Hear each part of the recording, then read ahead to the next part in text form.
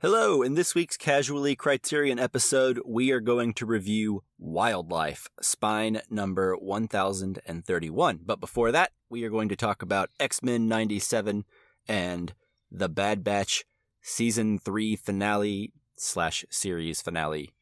So, join us!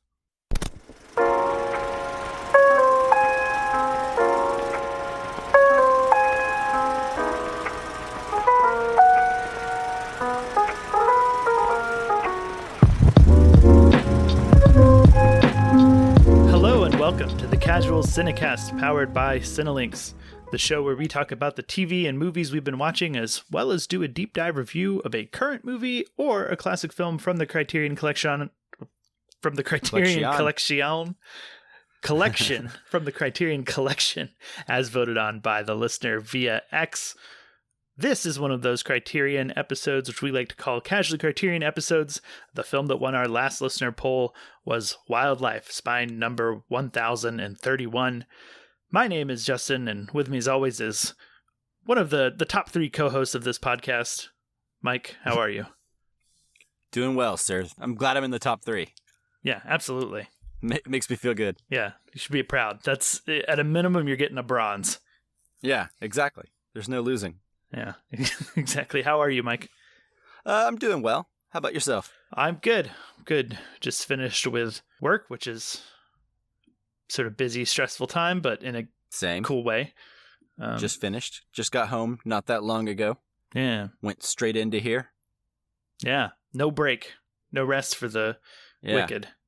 Yeah, exactly. This is the kind of dedication that I bring every week. That's right. That's right. Well, sometimes I do two things a day. I go to work and then I do this. In one day. It's insane.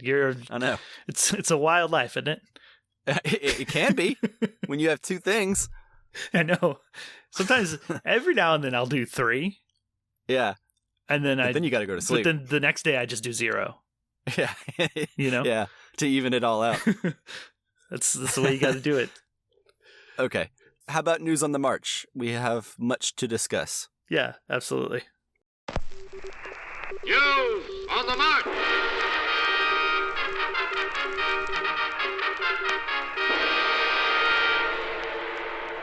All right, Mike, here we are in News on the March. You've got we've got the first thing on the list here, so go ahead and tell us about X-Men 97. Yeah, well, let me ask you first before I do anything. Do you know what X-Men 97 is? My understanding is that it's a X-Men cartoon and a bit of a throwback to the old X-Men shows, like this more Saturday morning cartoon style. It's a direct continuation of that cartoon, basically. Oh, my goodness. But kind of with modern day sensibilities. Were you a fan of the original X-Men 90s cartoon? I believe you are of the right age demographic, because I am. Right. Yeah. So I used to watch it. I don't know that I've seen enough to feel like that. I feel like I would want to watch that before I go to this one. Not that I'm sure it's not that important, but I guess I don't remember enough, or definitely never saw it all. I used to have the trading cards and stuff from that show too. Why am so I not was surprised? Into it. You love cards. I do. Well, I love a card. Birthday credit. Yeah. Tarot. Pokemon. Anyways. Yeah. So I understand that impulse. I have seen all of the original X-Men cartoon. Well, I think I've seen all of it. I actually don't know. Since it's been on Disney Plus, I haven't gone back and finished the whole thing. Mm-hmm. Like, I rewatched the first ones. But what I would say is I'm a moderate fan who always remembered that cartoon fondly. You know what I mean? Yeah. I'm in the same boat, really. Yeah. And so, I don't know. I was interested to see if they could capture the same magic that they had in, like, those old 90s cartoons, you know? Mm-hmm. And I think they do. They try to recapture the magic. It's in 16:9. It's in HD, so it looks good. It's not all fuzzy and crammed into 4:3. Right. And I think they successfully captured the look and feel of the, like, X-Men 90s cartoon. Like, if you watch them side by side, I'm sure you could see some differences, right? But, like, whenever I watch X-Men 97, it looks like I remember the original X-Men cartoon looking to me at the time. You know what I mean? Mm-hmm. Like, it looks right. It feels like it should. I would say some of what surprises me the most about this show is, like, the writing is actually really strong for most of it. And I think it captures something that, like, if you'd have asked me, like, a year ago, whenever we were just kind of waiting for this show to hit and everyone was kind of wondering how it was going to be, I wouldn't have told you that one of the things that I think that they should really try to capture from the cartoon is, like, the melodrama and the soap opera quality of the original X-Men cartoons, because that's what they focus on in this, and that surprises me that it works as well as it does. They're about, they're 20-something minute episodes, but they cram a lot into these episodes, and the characters have these full-fledged, fleshed out arcs that they go on, and it just feels good. And it's still an X-Men cartoon. They didn't modernize it completely. It still feels a little quaint, but it kind of feels like it's on purpose whenever you feel that, Mm-hmm. And so it's really interesting. I don't know. Are you ever going to check it out? I mean, I don't think you need to rewatch the entire series. I think the show does a pretty good job of explaining the dynamics, like, who is Magneto? Yeah, that much I know. What is their what is their relationship currently? What's going on? Like, it does a pretty good job of catching you up on things. And most of what's happened so far has been stuff that I think you would understand the dynamics anyway, because you've seen the movies, Right. It's something I've been meaning to check out, and honestly, I kind of forgot about it until it popped up on our show notes to talk about today, or I probably would have tried to watch an episode. There's been a couple of times in the last week that since some other shows have kind of ended, and I've been trying to figure out what to watch, where I was thinking I need something short, and this would just completely slip my mind. Otherwise, I would have watched them already. So I will definitely get to it, and I'll start with this and see if I enjoyed this one enough, I'll go back to the original. Sure. And watch those for fun. That's what I would do. I think the first 2 or 3 episodes of X-Men 97 are very strong. I think they're on episode 8 now, and they're about to go into, like, the last 3-parter finale thing, but it's a good throwback. But I don't know. I imagine, like, if I were, like, a hardcore X-Men cartoon fan from, like, the 90s, I would love this. I would be losing my mind. Yeah. It's releasing week to week? Yeah. Cool. And so there are things that, like I said, I have not gone back to rewatch the original X-Men cartoon since I was a child, but I've seen some of it since it went on Disney Plus, but not all of it. Like, for example, I didn't realize that in this universe of the X-Men that, like, Captain America and other heroes existed. I thought it was just X-Men, Mm-hmm. I'm sure there's some people who are like, duh, yeah, idiot, don't you remember the cartoon? But, I just said I didn't, so. But in this one, like, there's an episode where Captain America shows up, and they talk to Captain America, and I was like, what? That's weird. Yeah. What are they doing for voices? Is it all new cast? No, I think they're new cast when they have to be. Right. But everyone who still sounds like or is alive to continue their voice from the original cartoon is back. Very cool. But yeah, I don't know. There's been some very emotional stuff this season, and I think a lot of it sticks the landing. I would say I do have a couple complaints, but I would like to wait until you watch some of them. Yeah. To really get into it. But what I would say is, like, since it's on streaming, I wish it would take the Star Wars approach and kind of be longer when you need to be. So far, these have all been right around the same run length, and I feel like some of the scripts, like, there's so much melodrama happening that, like, it happens on a very accelerated pace. And I'm like, whoa, we just found out about this thing 5 minutes ago, and then this person's already, like, packing their bags and walking out the door. It's just stuff happens very quickly. What is the length? Is it like 22 minutes sort of thing, or? I think it's a little longer because the credits on Disney Plus are not as fast as credits on animation that syndicated used to have to be. Yeah. But I think if you truncated down the credits, they would all hit between like I believe 22 and 25 minutes. Gotcha. I'm curious, like, I feel like I noticed it a lot in Fallout, and I'm not trying to change the subject too much off of X-Men, but I noticed that it, more than any other streaming show I can think of, recently anyways, it had these built-in almost like ad breaks that felt like they were coming at like the right interval to insert a commercial. And I don't know if I forgot about that. I don't know if they were doing that in Fallout as like a stylistic choice, but it feels like when syndicated shows from that time go to streaming now and they don't have the ads, they cut to black or dip to black for a second and then come back. And I find that an odd editing choice for exclusive streaming shows to do, unless there's some master plan to insert ads back in.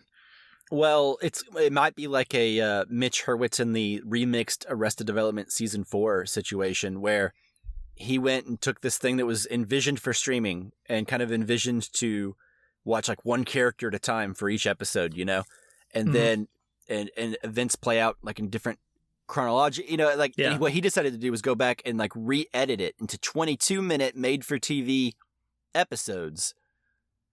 Yeah. And where all the characters are together in each episode, edited such a way to where like things that were supposed to happen and jokes that were supposed to unfold over watching multiple episodes and you see like different points of view and stuff are now kind of rejumbled and there are new jokes and different jokes. And like, it's a fascinating experiment and I imagine very difficult to do.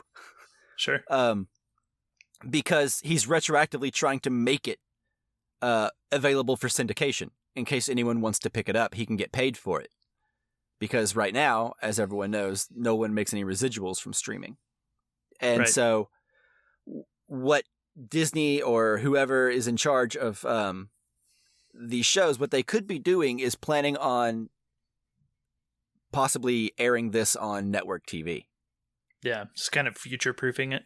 Right. Like maybe they'll tell them, you know, keep it around this length because this kind of thing would lend itself perfectly to fill up time on, you know, Disney Channel or if, you know, for how or whatever ABC, something that Disney owns.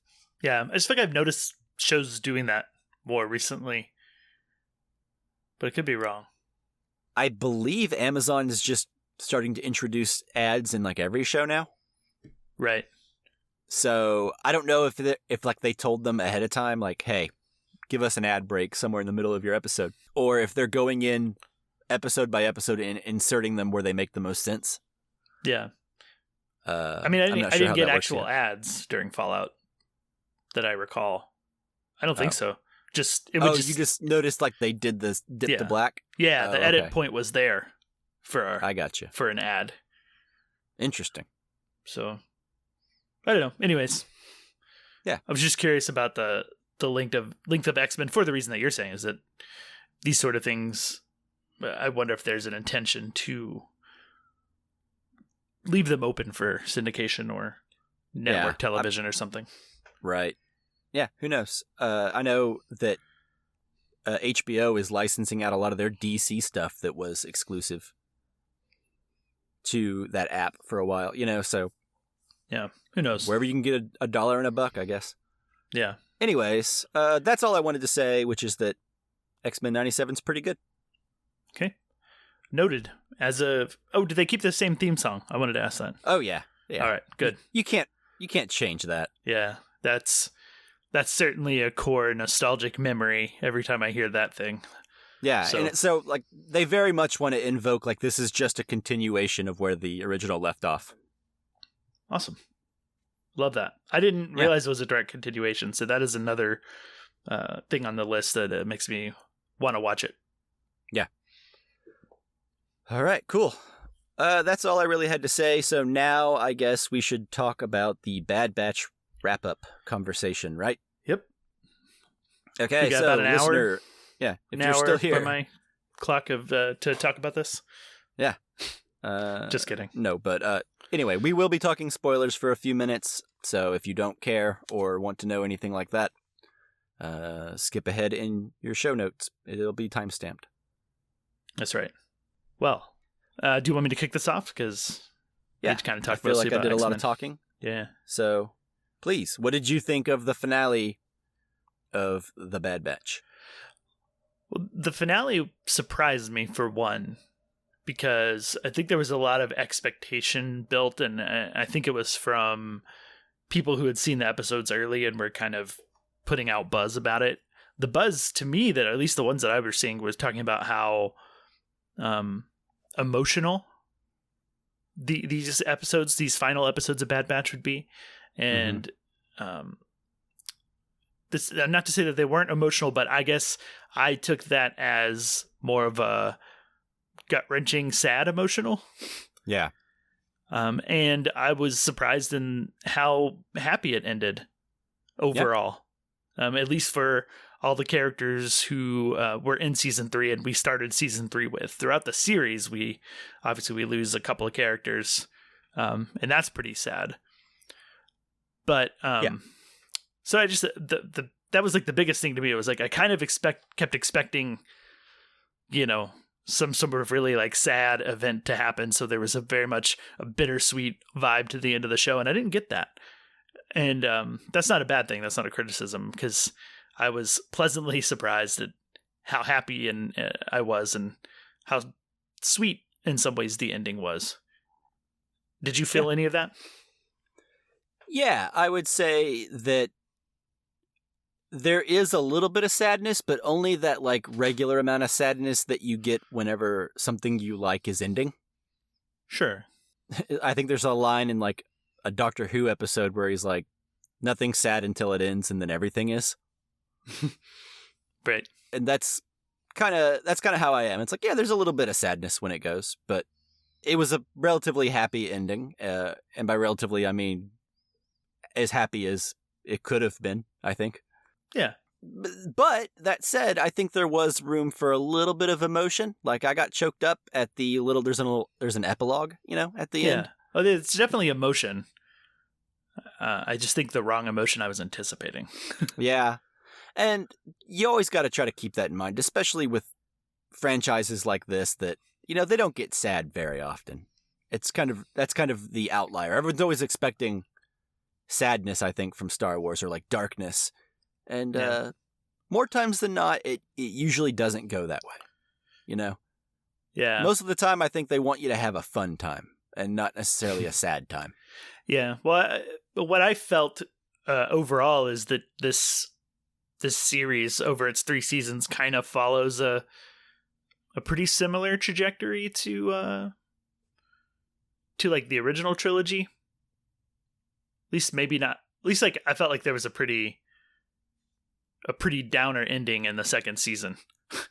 Yeah.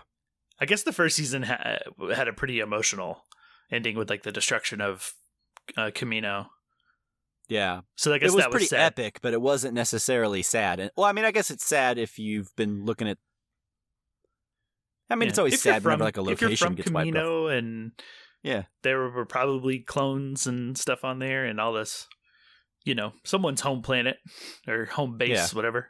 So that's pretty sad. I guess it's sadder than anything. The way A New Hope ends is that's pretty happy. But like, I guess I just really felt that with like the second one is such a downer ending where like Omega's captured. Yeah. They're split up, and then, we end this one with all three of them. All three of the what's left of Bad Batch and Omega and Batcher are all sitting there on that one planet. Pabu. Yeah. Yeah. It's very happy. But it is happy, but the show overall, I would say, is actually pretty dark a lot of the time. Like I think it's countered a lot by the character of Omega, who's like just extremely wholesome and is constantly trying to meet people that she loves and wants to go out on a limb for, Yeah, sure. She's and, like, quick to help anybody and everybody, and that's pretty endearing and wholesome. Yeah. But then it's like it's countered a lot by some really like dark, heavy stuff. Like in the finale, like Crosshair lost a hand. That was pretty cool. Yeah. I mean, and just everything going on at Mount Tantus in general is pretty dark. Mm-hmm. Like it's in general, it's a pretty dark season because people are being experimented on and held captive and whatnot. I liked how Tarkin was used. Yeah. Yeah, like how he's just like this sort of just, we get him. You know what I mean? Like he's just such like a well-defined character. And I love how it's like all just kind of been based on like the 25 minutes of scenes or like 15 minutes of scenes or, you know, whatever he has in A New Hope. Mm-hmm. I don't know. He's got some he's books. Just like this politician. Yeah, I mean, like I've read a book about Tarkin. Mm-hmm. You know, I've seen him in the Clone Wars and in this show and like in Rogue One. And it's like every time, like he's just like this kind of opportunist politician. Like he'll swoop in and take credit for your work. He'll be really petty and like backstab you and like defund your, you know, I don't know. He's like this very, like, I see what you mean. Like at the end of this, he comes in and it was Hemlock, his dad, and he's like, well, we'll divert all this funding to my project, I guess. Yeah. Project Stardust. Yeah. Yeah. Which we know that he'll swoop in and take in the last minute as like a victory for him and try to shut out like the guy who actually like oversaw the project. Yeah. Well, so it's just fun. Yeah. And overall, how does this hold up with, I don't know if you want to do all of like Star Wars TV serial content or just like the animated? Where's this show holding up for you? Well, I would say, first of all, it's the most beautiful show. Yeah. Which makes sense because the animation just gets better and better and better. I was talking to you the other day. It's like, man, I would have really liked to see some Clone Wars with this like polish on it. You know what I mean? Like the animation in Clone Wars does get better as the series progresses. And then when you get to season 7, obviously it's like, it's almost as good as what Bad Batch looks like now. My favorite is Clone Wars, Rebels, Bad Batch, Resistance. Yeah. I would say that order.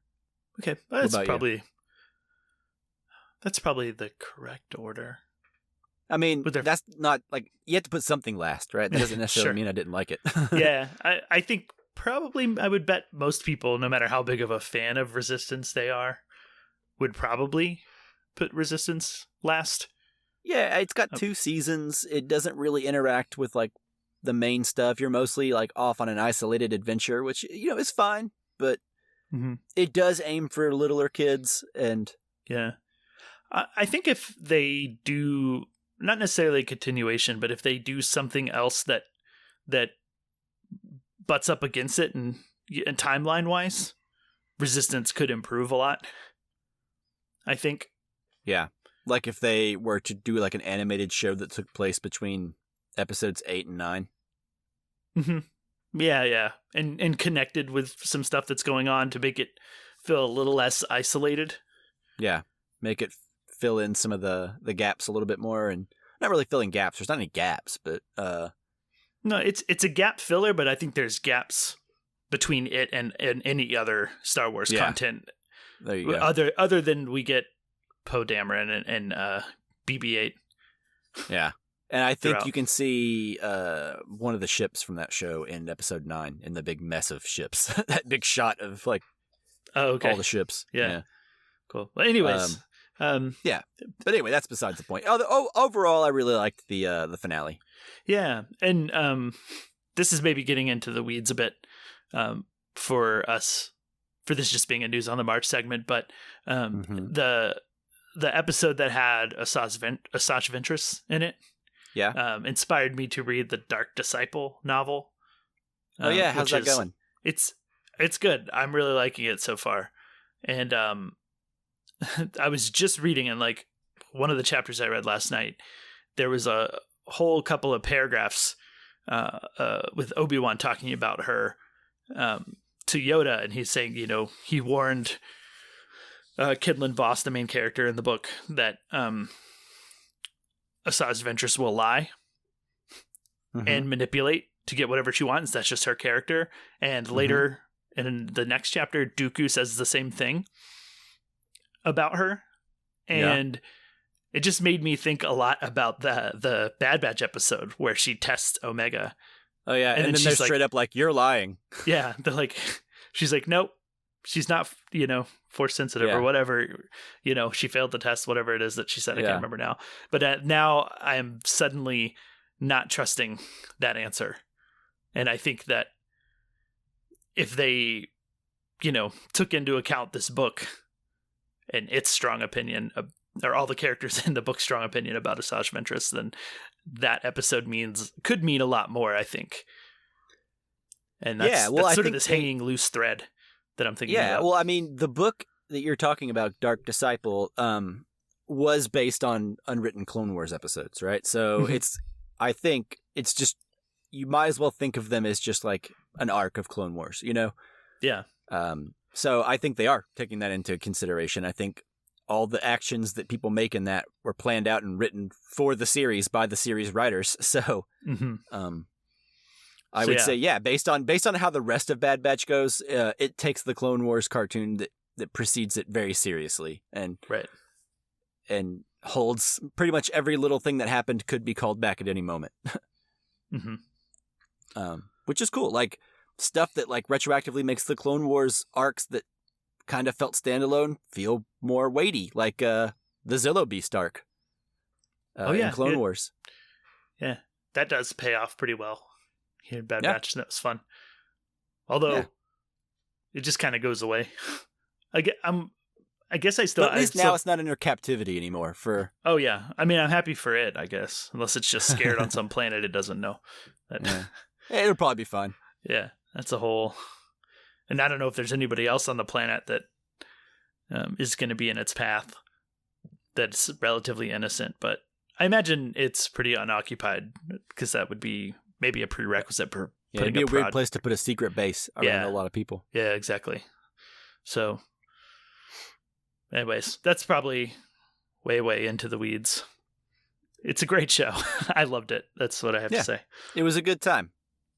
Yeah. It's a good time. More. And, not more Bad Batch, but more from, we talked about it a little bit the other day, but the epilogue with Omega grown. From what I understood, it's around the time of A New Hope / Empire. And is that confirmed or is that speculation? I think it's speculation based on the age that she seems and the aging of Hunter in that scene. Yeah. That it's, you could safely assume it's been roughly so many years, and based on timelines, then we know that it's around that time. Yeah. So like around the destruction of the first Death Star, probably give or take a couple of years.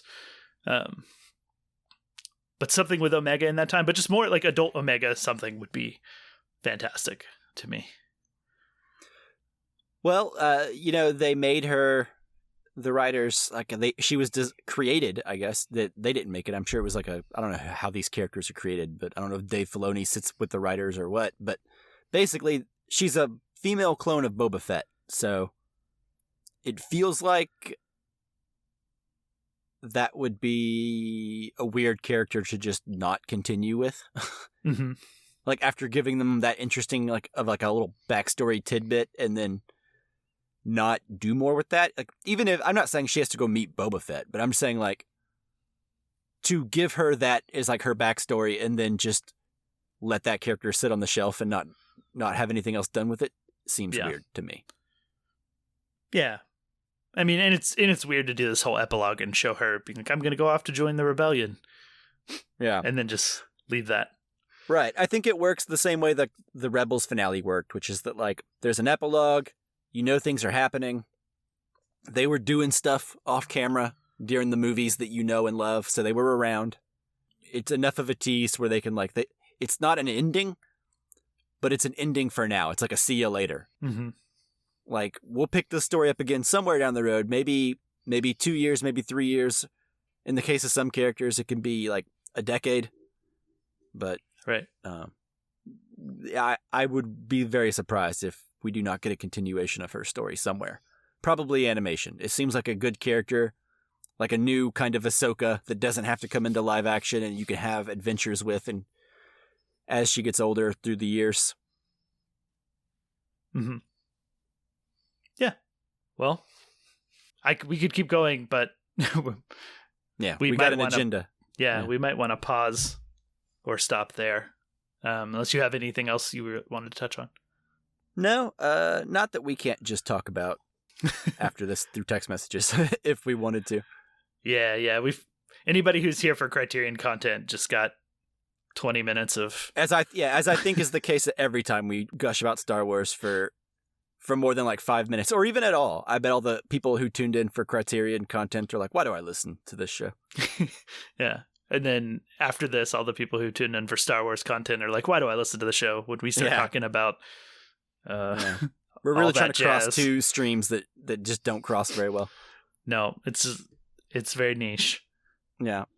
But it's okay. Yeah. We like the things we like, and we like talking about them. That's true.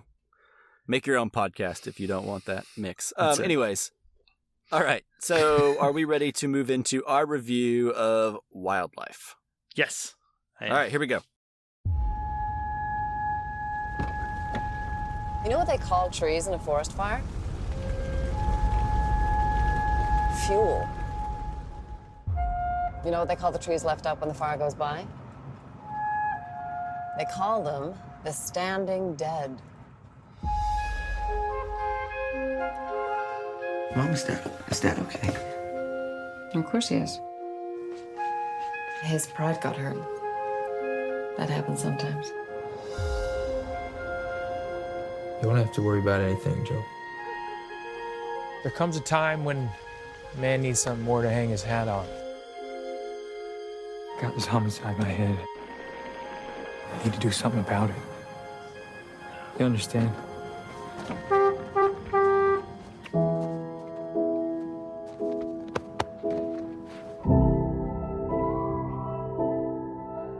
I think your father has a woman out here. He wouldn't do that. No? Why do you think men do things?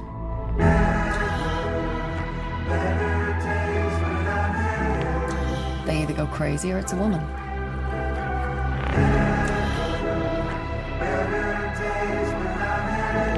I don't think that's true. People are drawn to things they shouldn't be.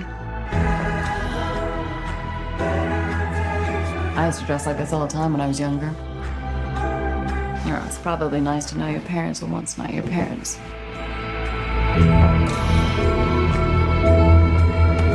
Did your mother do something that you wouldn't like to have to tell me about?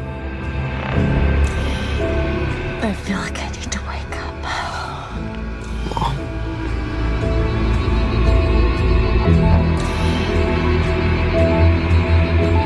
What's going to happen to us?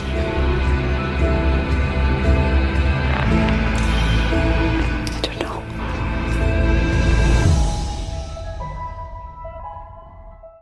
All right. So as always with our Criterion films, we will not be doing our usual spoiler-free section up front like we do for our new movies, where we talk generally about the film without giving any spoilers away. Typically, the Criterion movies have been out for a while. This one came out in 2019 or 2018, I think, actually. Mm-hmm. And so it's been out for a few years. So consider this your spoiler warning, your spoiler alert. If you have not seen Wildlife and you don't want anything spoiled, pause the podcast right now, go watch the movie, and then come back and finish listening. That's right. So Wildlife was directed by Paul Dano. It stars Ed Oxenbould, Carey Mulligan, and Jake Gyllenhaal. The IMDb synopsis says a teenage boy must deal with his mother's complicated response after his father temporarily abandons them to take a menial and dangerous job. That's right. I want to note that IMDb had Jake Gyllenhaal listed before Carey Mulligan, and I switched and you those. Fixed that? Yeah. I fixed that issue. Yeah. What is the deal with all these losers getting top billing over Carey Mulligan in movies that are clearly hers? Yeah. I think it's arguable that you could put Ed Oxenbould first.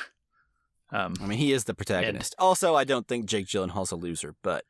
Oh, yeah. No. But yeah. Between him and Carey Mulligan, who's the... And I was thinking about our review of Maestro recently, where I mean, it's a Bradley Cooper movie about Leonard Bernstein, but really all anyone cares about in that whole movie is Carey Mulligan. Mm-hmm. That's all I cared about. So it was a callback to that. Yeah. I will say I cared about more in this movie than just Carey Mulligan. Oh, me too. So, I think, yeah. I don't want to sound like we're saying that. No, but she is the MVP. Yeah, I would agree with that. But since this was yours, I think you've won like every poll we've done in the last like 6 to 8 months, it feels like. I don't know the last one I won, but I guess I don't either. As is becoming the ritual, you can kick us off since your film is the one that won the poll. To be fair, though, I honestly did not expect this to win. Yeah, I Really? did not expect this to win. Oh, well, over a Coen Brothers movie? Yeah. You know, I don't know. That surprised me. It is a very small Coen Brothers movie. It's not one of their big ones, but, you know, still, Yeah. I don't know. I expected name recognition to get in. But I don't know. I'm just surprised Wildlife won. That's all I'm saying. Me too. I thought I had picked like the surefire winner. Yeah. Because at this point, you know, sometimes I try to not pick one that I think will, you know, just make the poll unfair and, you know, try to Yeah. match. But at this point, Yeah. I'm really trying to go unfair, and I thought I nailed it with that one. But Yeah, I was Oh, well. certain. But anyways, you know, the people want what they want. Who are we to deny them? yeah, give them, get going, give them what they want. All right. Your So anyway, wildlife review. yeah, this movie is sort of a slow burn. I was constantly finding myself wondering where the movie would go next. And not that it's some like twisty, turny movie, but it went places I didn't see coming. I did not read the IMDb synopsis for this movie. Nor I did just went in, not knowing what was going to happen. The 3 lead performances are all very good, especially Carey Mulligan. I will say one more time. Not surprising, but it is true. Mm-hmm. Anyway, this is sort of like a coming-of-age tale about, this boy watching both of his parents go through a midlife crisis. Maybe? Yeah, or maybe something. both. At Something least, similar. at least the mom. Yeah, or I don't know. I don't know. Jake Gyllenhaal was going through something in this movie. Yeah. But anyways, overall, I liked it. It's not a movie I think that's going to like set anyone's world on fire. Like, I don't think it's going to invoke the kind of passion where you come out of the movie and you're like, that was the best of the year material. It might be a best movie of the year. It's very good. But it's the kind that I don't think you're really going to realize how good it was until you think back on it one day. And you're like, that was a good movie.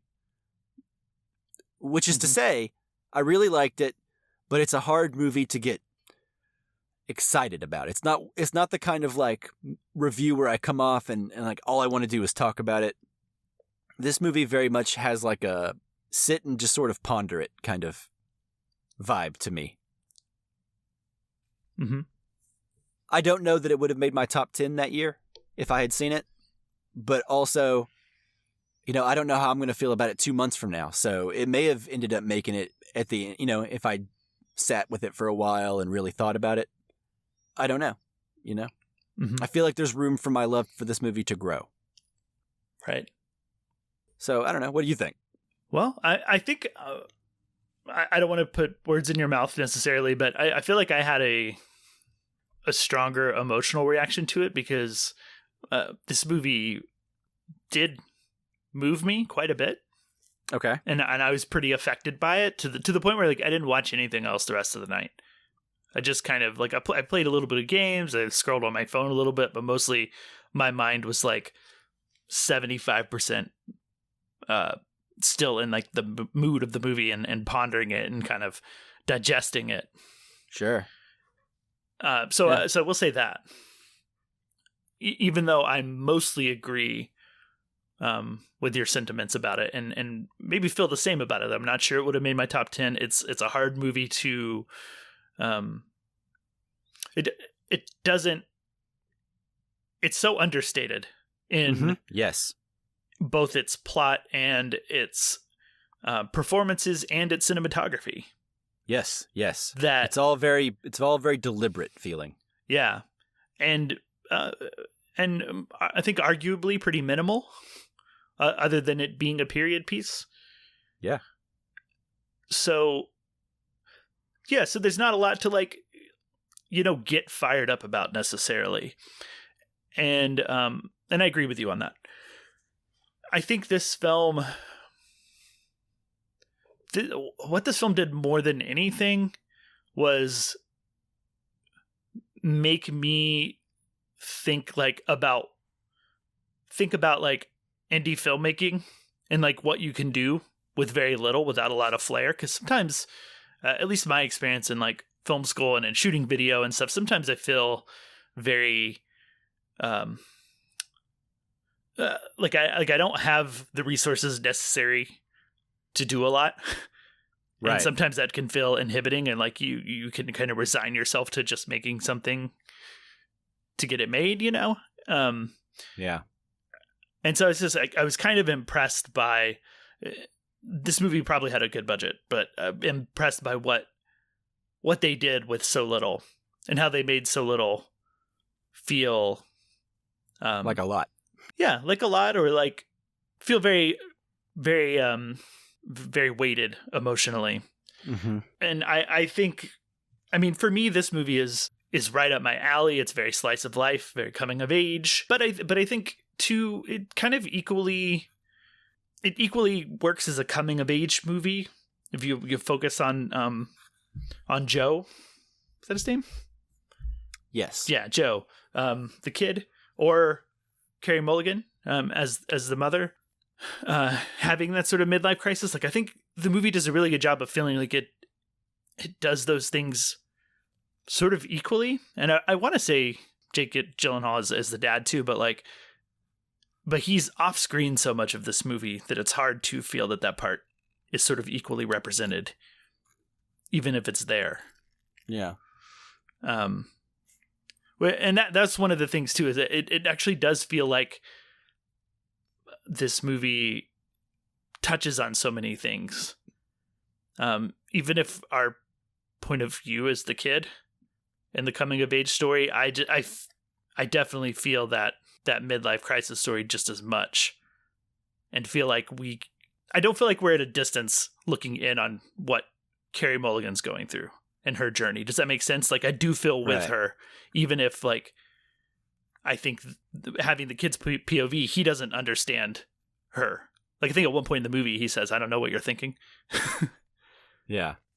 And so I think it does a really interesting thing there of having all those things exist and kind of feeling like we're in them, even though it's ultimately a coming of age movie. Did you feel that at all? Does that make definitely. sense? Yeah, no, I think it makes sense.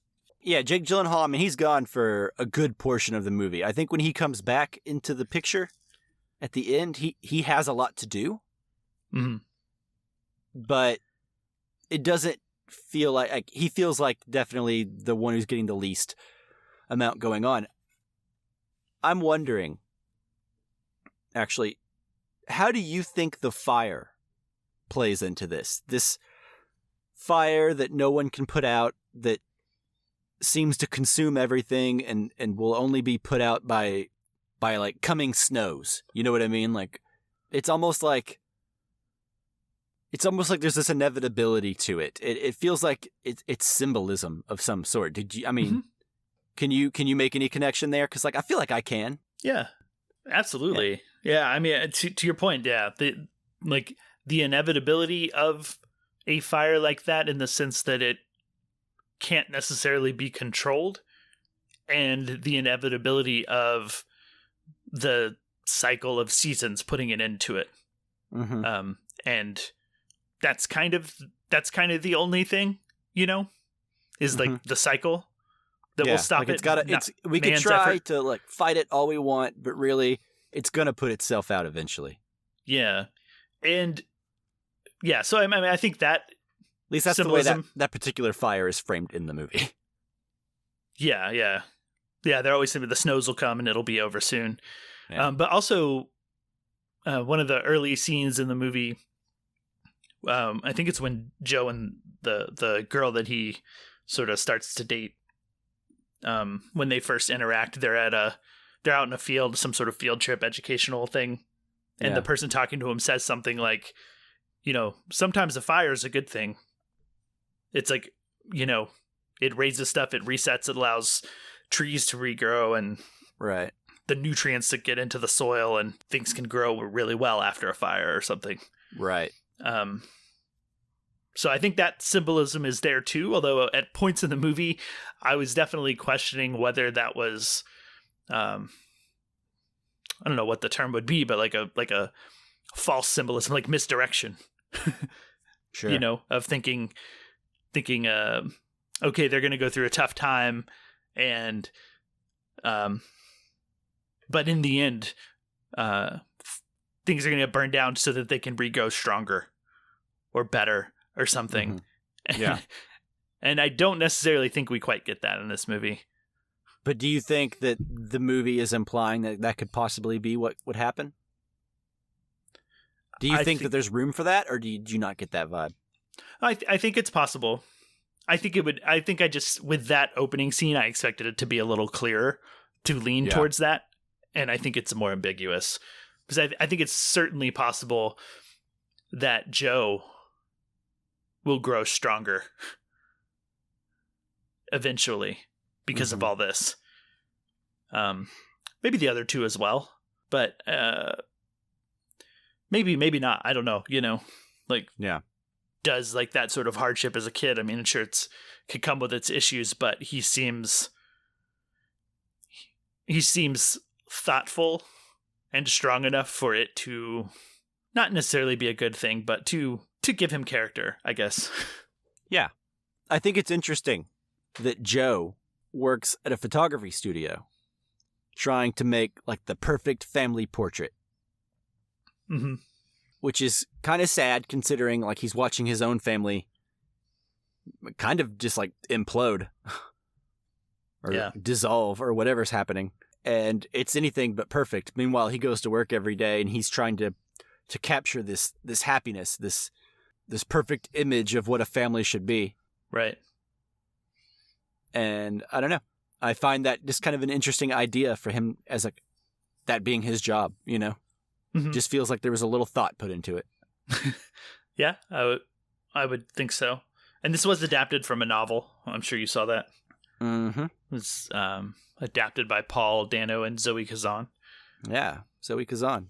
So yeah, I'm sure it being a novel's full of that sort of thing. And I guess with the end of the movie, not that we have to jump all the way to the end and be done, but him bringing them to his studio that he works at to take a portrait. Do you see that as any sort of attempt to do something like as a family together, or to like preserve them together, because who knows when they might be? This may be the last opportunity to be together, and you can kind of preserve it in a photo. Sure, have an eternal moment where you were together. Yeah, I think the realist in me, or maybe I call it a realist, maybe others would call it the cynic in me, sure, believes that, it's Paul trying to get one of those perfect family portraits that he spends all his days doing for others. He's trying to get one in for himself because there's a sense that there'll never be another opportunity for that again. Mm-hmm. And Joe, by the way, I think you said Paul. Oh, Paul. But, my bad. Yeah, I know what you meant. But just for the thank you. Listener. Yeah. So yeah, I don't know. I probably not, but I like to think that, maybe there's hope for it. I don't know. It seems like the parents both need to work on some stuff because, like, first of all, Jake Gyllenhaal seems to have some sort of depression issue, and he kind of takes it out on his family by, like, he has no purpose whenever he's not employed or something like that, or when he's not doing something. He needs to have a purpose, and it feels like that's kind of self-centered. Like, he needs to just kind of man up and do shitty jobs, no matter how embarrassing it is. Mm. But he needs to be needed, I think. And he needs to be able to do something well, and he needs to feel like he's doing something or something like that. And I don't know, it's so interesting because at the beginning of the movie, it feels like they have a pretty good marriage, And then there's like scenes of him basically being like, do you think Dad's gonna You think he's going to get a new job in time or what's going on? And then Carey Mulligan's kind of like, well, we just have to trust him. And I imagine that dynamic has been going on for a very long time. Sure. Yeah. Like, I don't get the vibe that his country club job was something he's been doing for a decade. No, but I bet that dynamic, like she's even said, he's been out of work before and he always finds his way. Mm-hmm. I understand why she would be unhappy with this marriage because he sure. doesn't really want her working. He'll allow it, but he doesn't like it. And to like have your livelihood just like dependent on this man whose mood swings and sense of purpose kind of like dictate your life, you know? And like, that's not fair. That's not good. Sure. And the only thing I would say to that is that he doesn't necessarily do anything horrible to lose his job. No. So I think he does some stuff he knows is kind of frowned upon. It seems like serial behavior, though. Yeah, sure. So I feel for him in a sense that he sort of unjustly loses his job, it seems like. And I guess I've struggled to understand why he takes that job, and I guess why him taking that job elicits the reaction it does from Carey Mulligan. Which job? The firefighting? The firefighting, yeah. Like, I understand that it's upsetting that he's going to go do something dangerous and leave them for a while, but it's clearly a temporary thing. They even talk about it. He says, I'm going to be gone, and shortly the snows are going to come and it's going to be over, and then I'll be back home. So, and they don't necessarily give like a great sense of time of how long he's gone, but I think it was maybe weeks at most, like 3 weeks at most. What do you think? It felt longer to me. Okay. I don't know, but it felt longer to me. It felt like, from her point of view, this was him being unnecessarily risky, leaving the family for no reason during a time whenever she expressed how important it was to not be left, you know? Mm-hmm.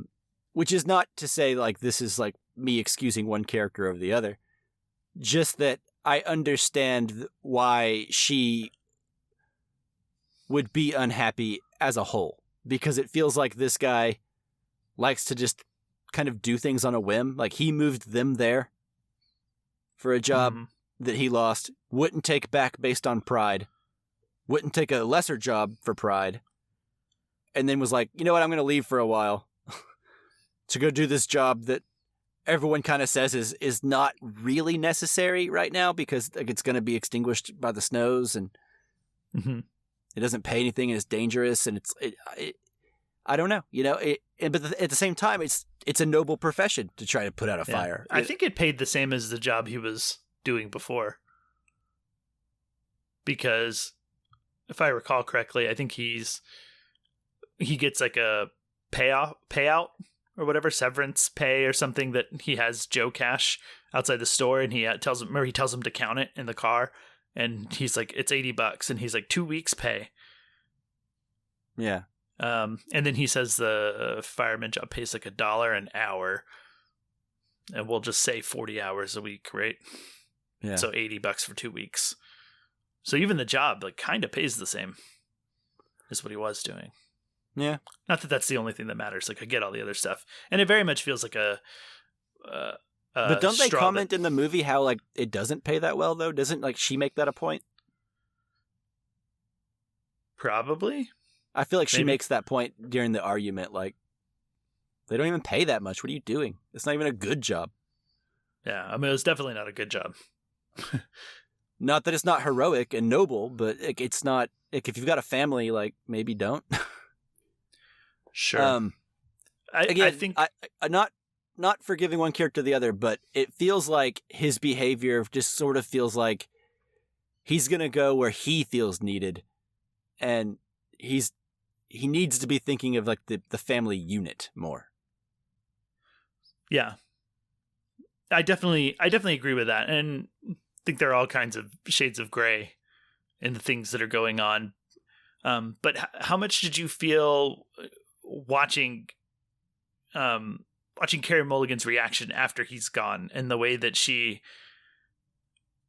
to me, she just seems like resigned, of like, this is over and I've got to figure out something to either make me happy or provide me stability. That's kind of how I read her interaction with this guy, was looking for someone stable, or at least that's the appeal of him. Or trying, like, how much was she actually trying to get her husband a job? Like, I think almost zero. Yeah, probably. It could be loneliness. It could be security. Her reasons for why the affair happened, I think, are less interesting. And I think what I find interesting are her reasons for not concealing it very well. Right. Like, making almost zero attempt to conceal it. Yeah, conceal it from Joe. Yeah. Okay. Yeah, I was thinking about that a lot too. Do you think that it's more self-destructive, or more a naivety about looking at kids and what they understand? It felt self-destructive, although she was treating it like he was naive. Yeah. But at the same time, it's like, I don't know. I mean, she was laying it on pretty thick. I don't know how she didn't expect him to arrive at like a weird conclusion, And it felt, so that's why I say it felt self-destructive to me, is I feel like even if this kid were 10, he'd have an idea of like what was happening. Yeah, he definitely does. I guess it was just her actions seemed so, like, I mean, like, I guess to your point that you're making here, so it seemed so like, how could you think that he would not follow what's going on? Because she is like regularly making excuses to him. She's like, actually, I don't want to wear this coat. I'm going to take it back in. Yeah. And then staying in there for a very long time. Yeah. So I don't know. I mean, her actions just, they kind of baffled me for a while, Like, I think I leaned more towards super harsh overreaction on her part. And I was expecting the movie maybe even to dip into some sort of like lean more into like mental instability. Yeah. Because it seemed like such an overreaction. And I think as it went on, I realized it's a bit more straw that broke the camel's back. That's what I feel like. I feel like this latest thing was like she just could not behave herself and keep her mouth shut any longer. You know what I mean? Like, it was just, I think she's just at a point where she's kind of had it with this particular dude and his way of going through life. Mm-hmm. This dude being Jake Gyllenhaal, her husband. Mm-hmm. Doesn't mean the love's completely gone, but it means that she needed something else at that time, right? Not necessarily, like I said, not a forgiveness of the character, but also not a judgment either. And I feel like the movie tries to walk that line. I don't think the movie's interested in judging her. I don't think so. I don't know if it's a judgment. Maybe not, but like the movie, to me, I guess, just made me feel for Joe. And that's what really affected me, Yeah. It's a kind of a depressing situation, but those kinds of situations make for good coming of age movies, because that's life, right? Is like when you learn that people you love are a mess. Sure. Yeah. Yeah. When and not only are they a mess, but they're it's to the point where they're not going to be together anymore, and you're going to be slowly realizing it over the course of this movie. It starts with It starts with him looking at the blankets and pillows on the couch, right? And, what's this about? Yeah, it's interesting. It slowly unfolds. Yeah, it's interesting to see like her logic too. Like whenever she goes up there to show him the fire, and she's driving by. And, that seemed wild to me too. And she's like, "This is what your father left us for, this fire." And then he's like, most of the guys up here have like a girl in this town anyway or whatever, right? And like, so she's already either convinced herself or used it as like a reasoning to justify her own actions that something bad is happening, right? Yeah. And that's where that scene in particular is where I really started to worry about mental instability coming. And yeah, because that seemed a bit dramatic to me. Right. Because the closer she drove to that fire, I was like, what are you doing? Yeah. Why are we doing this? Yeah. Yeah. You're very close. Yeah. Seems dangerous to breathe around this area. Probably. Yeah. Yeah. And to show Joe and try to like convince him that his father sucks. Yeah. And is like, doesn't care about them. It's like, it seemed very dramatic to me, and talking about how, you know, she's convinced he has someone up there. Like, he had to have left. When men do this, it's for a woman. Right. Typically. Yeah. Because why would he leave? Nothing. Why would he leave if there wasn't like an alternate motive kind of thing? Yeah. And so I was a little bit worried about dipping into that territory, and the movie does not. For the better, probably, in my opinion. Well, I think it gives us that scene so that we think like, is this paranoia, or does she have reason to believe? Like, we don't know what went on in their past. Like, maybe he's been maybe he's been unfaithful before. Like, we don't really know. But it does feel like she has been pushed to a point where she's never been pushed before. For sure. Yeah. And then things just get pretty even cringy. At the end. Correct me if I'm wrong, but even whenever Jake Gyllenhaal's character comes back and he's like, "Are you going to leave me?" Doesn't he ask her that? Yeah, and then she basically says yes. Yeah, and like he's not surprised. He doesn't seem surprised. I don't know. I mean, we've only seen things from Joe's perspective, and he only starts becoming self-aware when things get real bad. But maybe things weren't that good before. Yeah. I don't know. I'd have to go back and watch the beginning, because I know there's a scene. It felt like they were happy at the beginning, but that doesn't necessarily make it true. You know what I mean? Like, they could have been having a good day. Yeah, that's true. I think I would be interested to go back and look at Joe's face in those early scenes, because we do get, throughout the movie, a lot of shots of him watching. Yeah. Observing. Yeah. And there's a lot in those. And I'm curious if there's any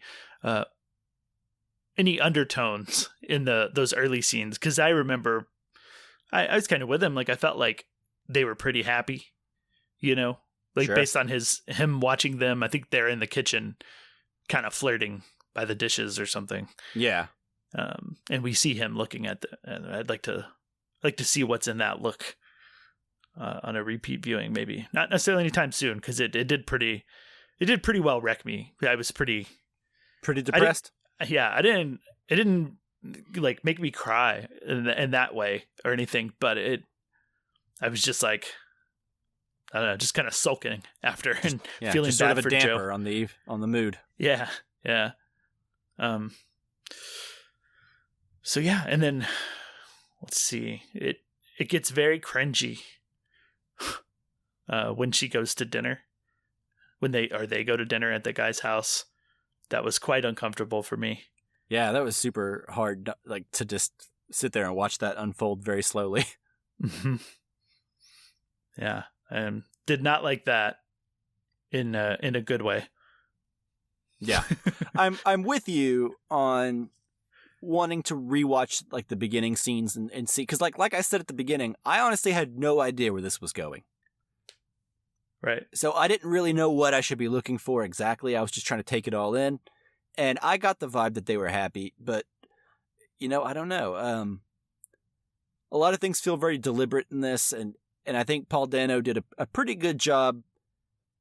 It feels like if I were to direct like an indie movie, I would want to do something like this, something very understated, something very simple. Yeah. I don't know. You don't see a lot of movies like this these days. It felt like this could have been, a movie from the 70s, like some indie 70s foreign film or something. Yeah. It doesn't seem some indie movies too can be very flashy in their cinematography as well. Like, not necessarily with camera movements, but like, I've certainly seen a lot of indie movies that look amazing. You're like, oh my gosh. Yeah. Like, I can't believe they did that with such a low budget, but like, right.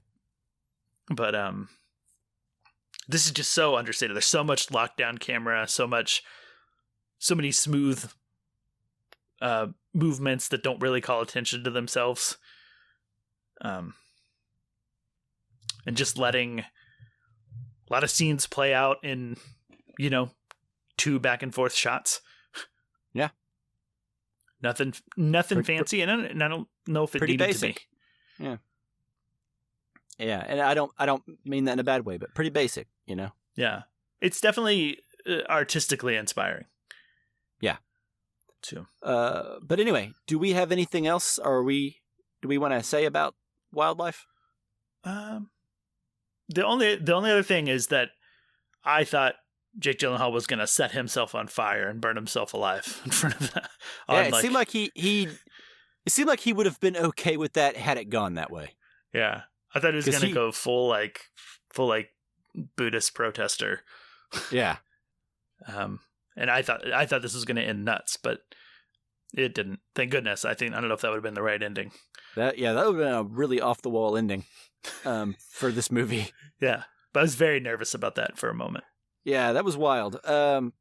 It led me to believe that there's some sort of mental illness with Jake Gyllenhaal as well, because like his downs are very down. Yeah. And maybe it's just classical depression. I don't know. I'm not a person diagnosed, or I'm not a person to diagnose someone, especially like with what we're given in this movie, but it feels like there's something more than just like, he's an irresponsible guy. It feels like something deeper than that. Sure. And in some ways it feels, we have things we've watched of this time, and like from people this time when like mental illness and mental health awareness was not as evolved, not a thing. as it, or not a thing as it is now. And so there's a lot of ways that I think people acted back then that we can easily dismiss as that's just how people were because they weren't diagnosed. Sure. Yeah. And I don't know if that's at all a point in this movie that they're trying to make. I don't necessarily think so. But no, I don't think the movie's interested in bringing mental health awareness. I think it's just there's just an element of watching it that like sometimes the mental health doesn't cross my mind because it's like that's just how people were, Yeah. But then you can kind of think about it. So some of their actions are irrational, Yeah, or they're extreme. Some of their reactions are very extreme. Yeah. Which works dramatically, or maybe there's something else to it. Maybe it's something deeper than that. But I think the movie wants us to ask the questions, and it's not really interested in providing the answers. Right. It just is. It's showing you something, and then being like, okay, reckon with it, or don't, whatever you want to do. Yeah.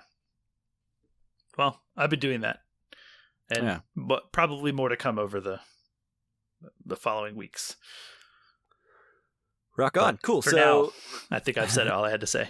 Yeah, that was our review of Wildlife. It sounds like we both liked it. I'm sitting at probably a 4-star on Letterboxd. I haven't rated it yet. I was waiting for this.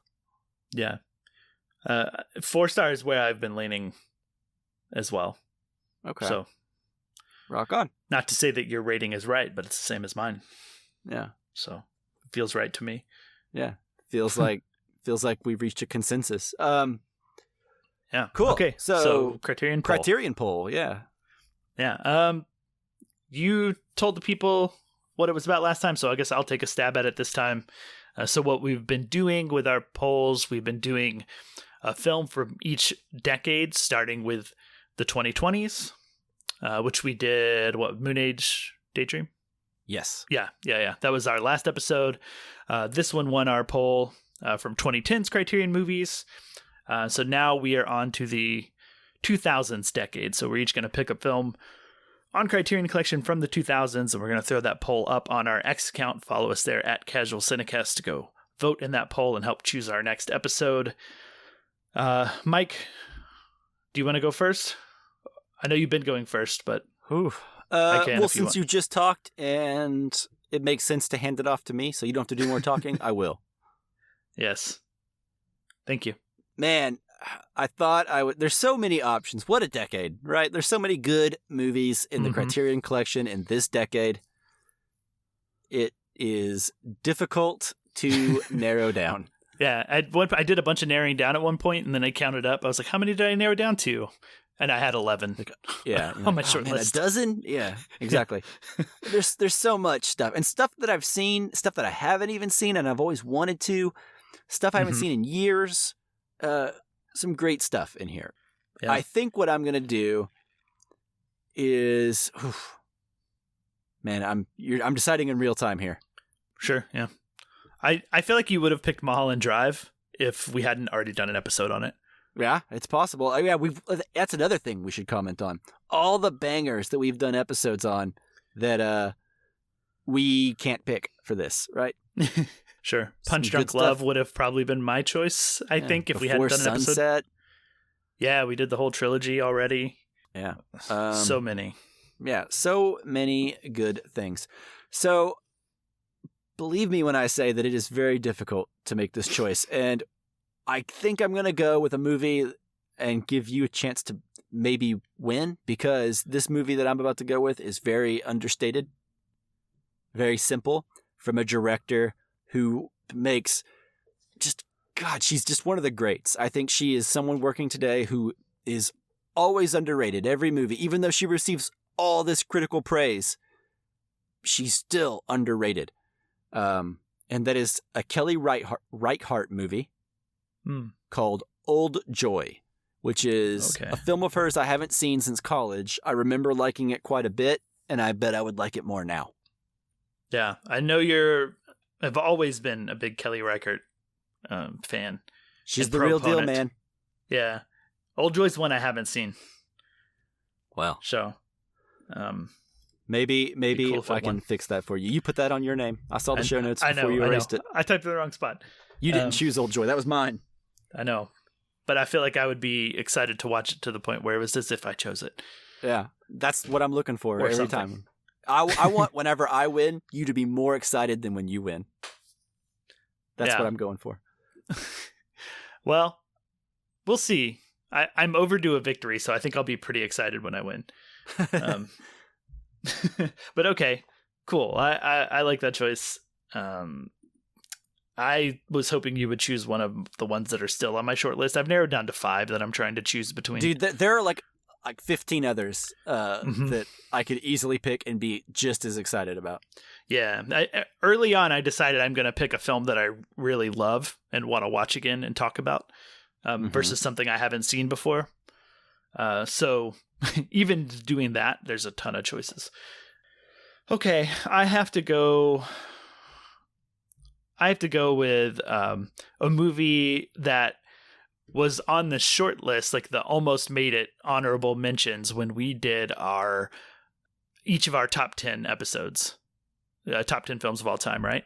Oh, okay. I think it was during pandemic when there wasn't a lot of movie theater stuff coming out and whatnot. And so we did that. But this film almost made my top 10 list. So I kind of have to take the opportunity to choose it. And I think it's a movie that hasn't been seen that much. I know you've seen it. I've seen it multiple times, so watching again is no problem. But this is also from a female director, and it's directed by Andrea Arnold, and this is Fish Tank. Oh, yes. When I scrolled through those, I was like, Justin's probably going to choose Fish Tank. But yeah. I remember you have said on multiple occasions that this is one of your favorite films. Yes. Another coming-of-age type film. Yep, very coming of age, very slice of life, for sure. And actually, I don't know, probably relatively on the same level in terms of like popularity. Maybe Andrea Arnold is a little more well known because she directed that show, like, was it Big Little Lies on HBO? Oh, did she? I think she directed the second season. I did not know that. I believe. Or at least directed some of it. Yeah, I believe you. But yeah, this is one of my favorite movies. I saw it in college, and it just had a massive impact on me in terms of I believe just the you films. said that when the movie was over, and then you turned to me and you said this movie had a massive impact on me. I said it's going to have a massive impact on me. I just know it. Yeah. Yeah. I feel like I've been changed. I'm a different man than when we started this. Yeah. So yeah. Great movie. I hope that it wins, but I guess I could have picked something more popular, but that didn't work last time. I gave you an opportunity to pick something with some name recognition. I know so the other ones I think are all more name recognized, but I thought about Curious Case of Benjamin Button. Yeah, that'd have been probably an easy win. I'd like to. Well, see, I feel like people don't like that movie very much. Yeah, I feel like it's a weird movie. It's an easy movie to be cynical about, I think. Yeah, and like the larger conversation of David Fincher and the projects that he's done prior to and gone on to do since. Yeah. It's a real outlier. Yeah. To me, and I think people dismiss it easily because it's hard to talk about it also alongside Zodiac and Fight Club and The Killer. Yeah, I know. But sometimes I think with Fincher, I think he attracts the wrong kind of crowd to his movies, and they always have like the wrong expectations. I remember when Zodiac came out, and I saw that in theaters with some people who were all psyched to see the new David Fincher movie. And I think like me and like I think our friend John were like the only ones who went that I think liked it, or maybe were you there? Mm-hmm. I was not there. You were not there? Okay. No. So I don't think anyone liked it, but me and like one other person, and they all thought it was boring. And I remember thinking to myself, "Are you people insane?" Yeah. Because this movie rules, and so I think there's always like this urge with like David Fincher for like this kind of like you're expecting like a macho dude movie or something, right? Something You're expecting edgy. Seven or Fight Club every time. Yeah. There's like a harsh edge. Yeah, and I don't think David Fincher the man is super interested in that. Like every now and then he'll do like a girl with the dragon tattoo or like something, but then other times he'll do like a Zodiac or like a Gone Girl, you know, which I think I don't know, I think have a different vibe. Yeah, I still think Benjamin Button is such an outlier. Yeah, from all those. Oh, totally. Maybe not Mank. But... Yeah. No, I think even from Mank, it's supernatural. It's sort of like this fairy tale, but it's like a dark fairy tale about death. It's interesting, but also and not life. what we chose. And yeah, sorry. I was trying to name these quickly, but here we are. The other one I thought about was Life Aquatic, since it's the first movie I ever became aware of Criterion Collection. Mm-hmm. Yeah, you bought the DVD and you're like, "What's this?" On the top of the what is corner of this? my DVD. Yeah, I kind of thought it might have had something to do with the movie itself. You know, like some quirk, like it was. Yeah, I'll find out in the edition of movie what the something. Criterion Collection is. Yeah, because I blind bought it. I hadn't seen it yet. Yeah. So there was a good reason to choose that one, I think, too. And then of course the New World, Terrence Malick, but Terrence Malick never wins. No, that's another one. Don't bet on Terrence Malick if you want the votes on your side. But that's my second favorite Terrence Malick movie. Me too. I think it might be my favorite one. That's an understandable opinion that I strongly disagree with. I know you do. but here's the thing. Every time I think of a Terrence Malick movie I haven't seen in a long time, I'm always like, is that the best Terrence Malick movie? You know? I don't know. It's arguable. It's very good. But he's also made some I haven't seen, like I don't know. He made a lot there for a little bit. He's very prolific in like the 2000s. I think I've seen them all if you don't count like the sort of more Nat Geo nature stuff. I didn't see like the Ben Affleck one. I did. Yeah. It was disappointing. Okay, that's what I heard. Anyway. But it's coming off Tree of Life, which is my favorite movie of all time. So yeah, he should have taken another 15 years before making another movie. Yeah, I really should have let that one settle. Because I went in with a high bar. Yeah, you're like, all right, I'm ready for my next favorite movie of all time. Yeah, but okay, that's probably enough poll talk. I think, unless you had any honorable mentions. No, I mean lots. New World. We're not gonna. Fat Girl. I like Fat Girl quite a bit. That's the one I kind of suspected you might pick. Honestly, when I went through. Honestly, I thought about it. I just don't have it in me. Yeah, I get it. I don't have get it in me to do that again. I've seen it 3 times. I think that's enough. Yeah, I like it. It's good. It's just pretty tough, pretty brutal, if I recall correctly. And I was going to be bummed if you pick it. I was going to be bummed if I picked it, so I didn't. Maybe we'll get there one day. Yeah. But more time since our last viewings of it, I'm sure. Yeah. But okay. Maybe another 10 years. Is that it for this episode then? It is. All right. Well, thank you, listeners, so much for listening. As always, thanks, Jake Wagner Russell, for doing our intro and outro music. If you want to hear more of his music, go to soundcloud.com/bobscotch.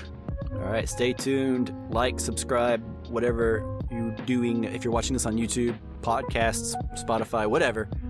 Yeah, stay tuned to this feed because our next episode will be whatever wins this poll. Yep. Either Old Joy or Fish Tank. Go vote at Casual Cinecast on X. Go. Yep. All right. Have a good one. You too. Bye.